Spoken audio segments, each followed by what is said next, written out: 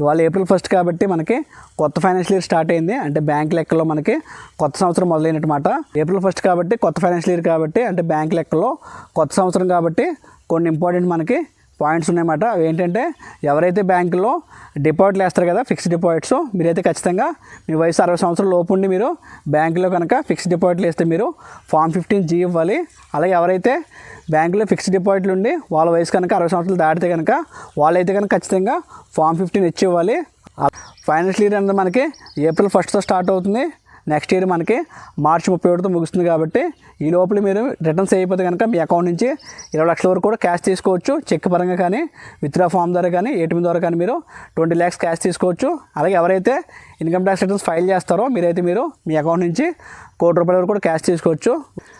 Okay friends, ఈ విషయాన్ని friends కూడా తెలియండి. Friends thanks for watching. Please support సత్యమాగ్ల for you. Take care. Bye bye. Jai Hind.